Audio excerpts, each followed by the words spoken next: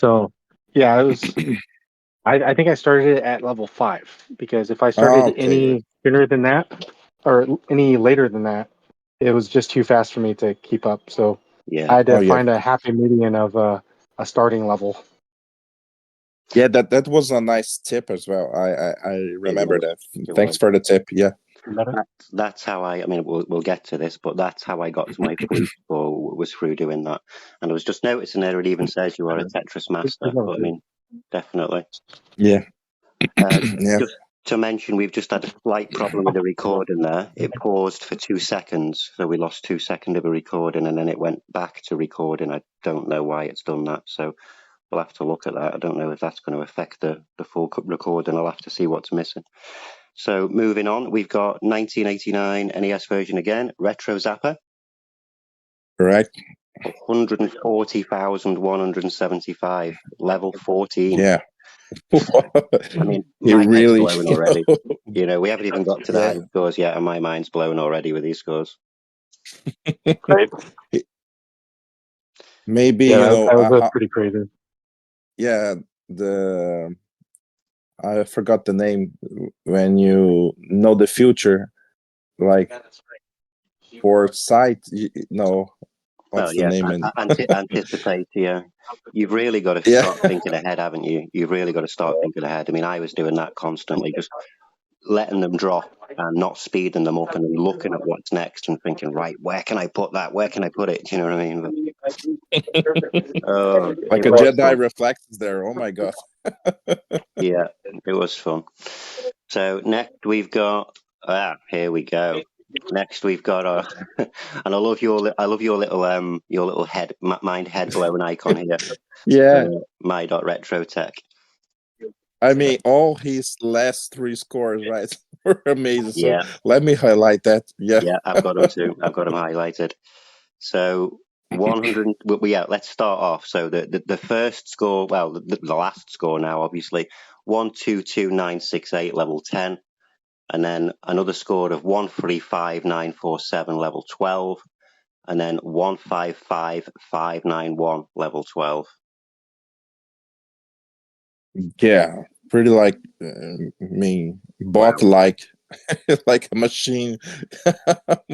Yeah, unbelievable. So I believe the next one is the highlight one. So there we go. Congratulations at My.Retrotech. You won that one hands down. You are the Retroslice Tetris master, and you will be entered into the high score challenge section for all time. Amazing. So thank you very much. That was pretty impressive. Yeah. So just to say for any other members that are listening to this later on, obviously don't forget to check out the Gaming Hall of Fame. We've got the Pac-Man high scores in there now. We've got this one, or we will have shortly. That's a non-editable thread, so you can't comment on it, sorry, but it is just to lock those scores in for all time. So again, congratulations, My.Retrotech. Unbelievable score, blew my mind. And then I know what's next. And everyone as well, right? Everyone, thank you very much. So well, NAS, everyone participating, Yeah, there was quite a few. You had some fun, like me, right?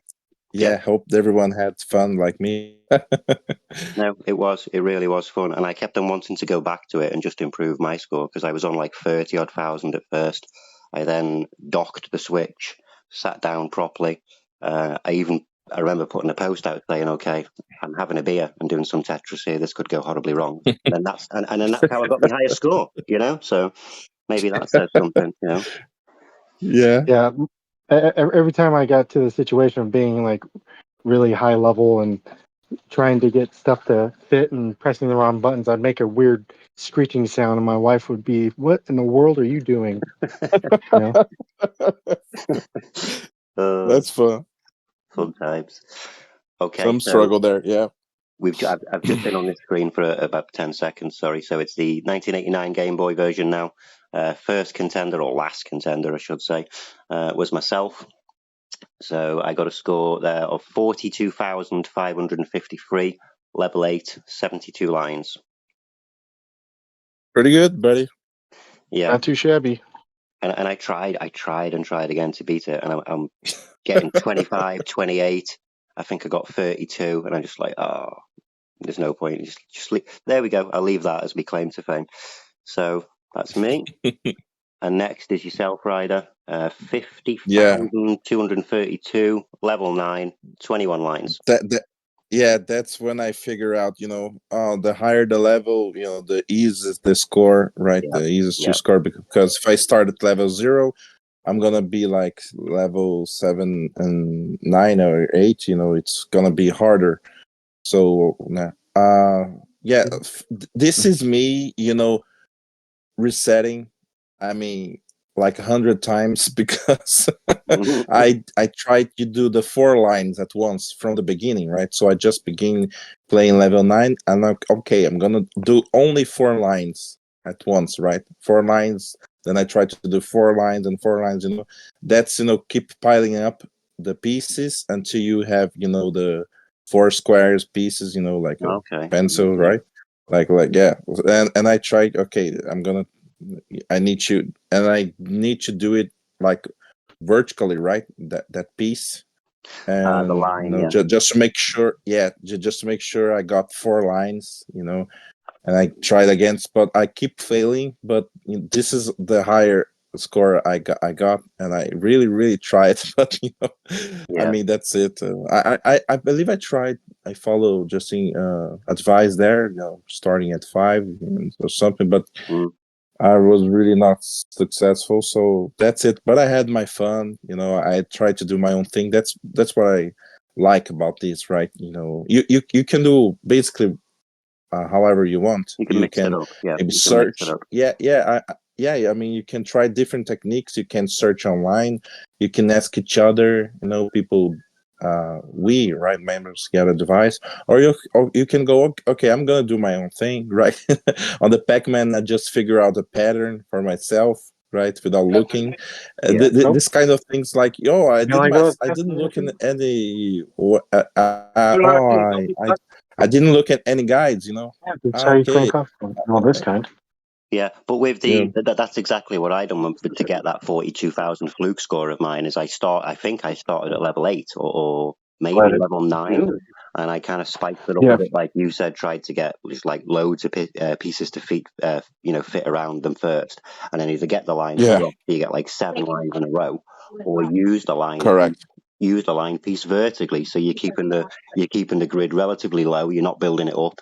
Use that piece to get like four squares, as you say, and boom, boom, boom, the lines are gone.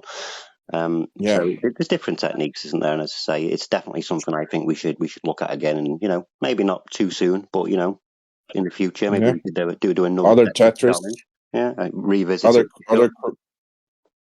other crazy versions of Tetris that we have, like 1 million versions of Tetris, right? Oh, there is, isn't there? Yeah, there is so many versions on different consoles and ports. Yeah. Okay, so moving on, we've got. Oh, hang on. That's weird. I've screenshotted that one twice. So there we go. I had you twice there shown for a second. So the next one is AZ Tinkerer Gamer. Just let me zoom in. Whoa.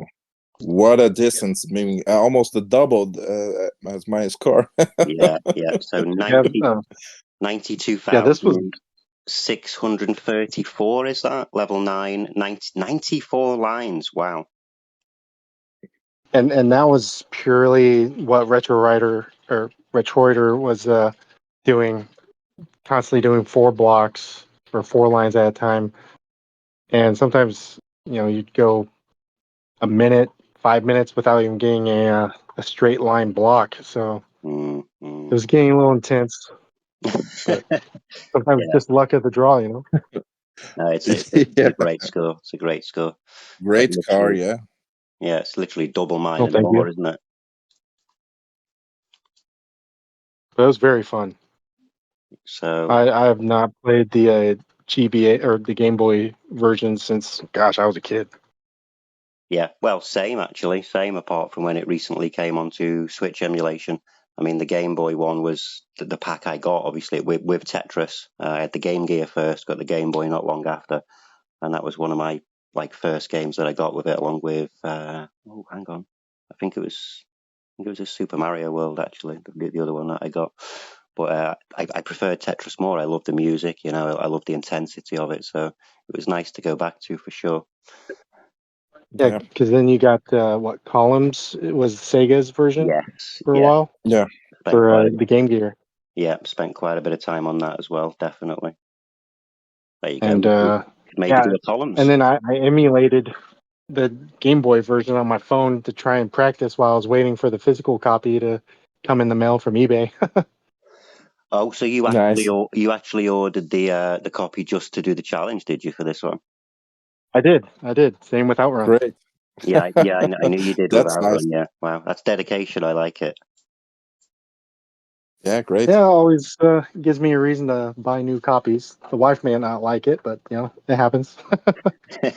Yeah, we've had that crop up a few times, haven't we?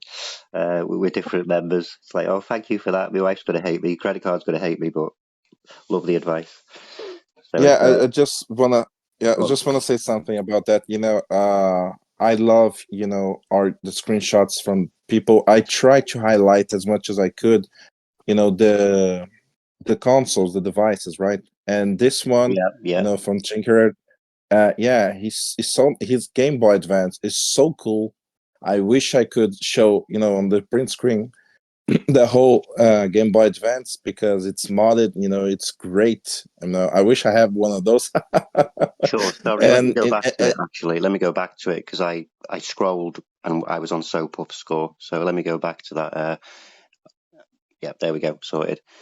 It's that's the thing, isn't it? It's good that we had so many competitors and they were all doing it through different ways. And this is why I said, it's always good to allow that emulation version because in a way mine's emulated. I'm not doing it on anything original. I'm doing it through the Nintendo Switch membership, but it is the original version of the Game Boy.